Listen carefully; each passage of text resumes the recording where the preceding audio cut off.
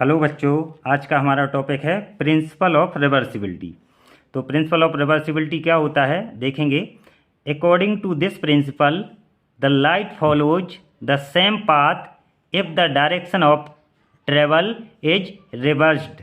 इसका मतलब ये प्रिंसिपल ऑफ रिवर्सिबिलिटी ये कहता है कि यदि किसी लाइट रे की जो ट्रेवल करने की डायरेक्शन को यदि हम रिवर्स कर दें तो वो जिस डायरेक्शन से आई थी उसी डायरेक्शन में वो क्या हो जाती है, रिवर्स हो जाती है, वापस हो जाती है या रिटर्न हो जाती है, जिसे हम बोलते हैं प्रिंसिपल ऑफ रिवर्सिबिलिटी।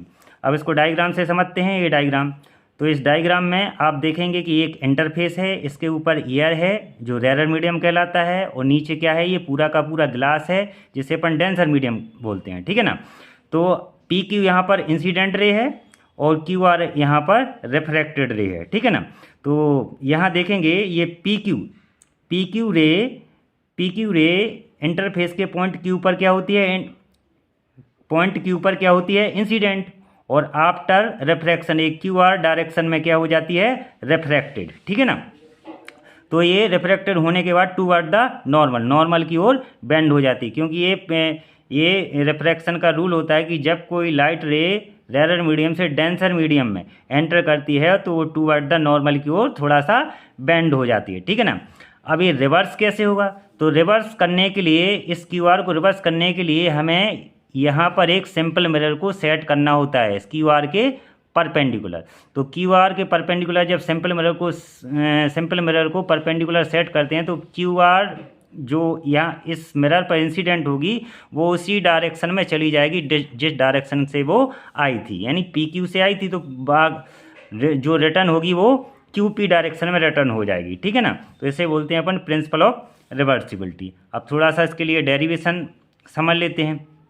तो डेरिवेशन समझने के लिए देखेंगे अपन को थोड़ा सा यहाँ लिखना पड़ेगा कि व्हेन अ लाइट रे ट्रेवल, ठीक है ना, व्हेन अ लाइट रे ट्रेवलिंग फ्रॉम, आप देखेंगे कि लाइट रे कहाँ से कहाँ ट्रेवल कर रही है, ईयर से कहाँ कर रही है, ग्लास में, ठीक है ना। या ऐसा लिख सकते हैं, ईयर एंटर्स इनटू ग्लास, ठीक है ना। ये लाइट रे कहाँ से कहाँ ट्रेवल कर रही है, ईयर से ग्लास में एंटर कर रही है, तब इसके लिए इंसिडेंट आपका ये इंसिडेंट कहलाएगा, क्योंकि नॉर्मल और इंसिडेंट के रे के बीच में जो एंगल बनता है वो कहलाता है एंगल ऑफ इंसिडेंट। तो जो आपका आई क्या कहलाएगा यहाँ पर, एंगल ऑफ इंसिडेंट, और आर क्या कहलाएगा, आर देखेंगे नॉर्मल और रिफ्रैक्टेड रे के बीच में जो एंगल बनता है वो एंगल ऑफ रिफ्रैक्शन कहलाता है। तो यहाँ पर लिखेंगे आर क्या कहलाएगा, एंगल ऑफ रिफ्रैक्शन। अब इसमें स्नेल्स रूल लगा देंगे, है ना। तो वाई ये लिखा मैंने, Snell's law, according to Snell's law क्या होगा, म्यू इक्वल होता है sine i upon sine r. लेकिन यहाँ पर लाइट रे कहाँ से कहाँ आ रही है, ईयर टू ग्लास, तो यहाँ पर आएगा आपका ए और यहाँ पर आएगा जी, है ना, ईयर टू ग्लास, यानी ये कहलाएगा refractive index of glass with respect two year, ठीक है ना। तो इंसिडेंट इसके लिए आई है तो ऊपर आई लिखेंगे, और रिफ्रैक्टेड क्या है, रिफ्रैक्शन जो एंगल ऑफ रिफ्रैक्शन है वो आर है। दिस इक्वेशन दिया मैंने फर्स्ट, ठीक है ना, दिस इक्वेशन नंबर मैंने क्या दिया, फर्स्ट। अब क्या करेंगे हम करेंगे कि सपोज्ड, यहाँ पर आप देखेंगे सपोज्ड, ये आपको यहाँ पर लैंग्वेज में लिखना पड़ेगा, यहाँ पर ये मैं डॉटेड बनाए दे रहा हूँ, आप लोग नोट कर लेना, ठीक है ना। तो यहाँ पर मैं लिखूँगा supposed a plane mirror M, आप देखेंगे इस डायरेक्शन में ये प्लेन मिरर एम दिखाई दे रहा है। Supposed a plane mirror M placed perpendicular to path of ray, then the path will be reversed, ठीक है ना। तो इसको रिवर्स करने के लिए हमें ये सिंपल मिरर को यहाँ परपेंडिकुलर सेट करना होता है।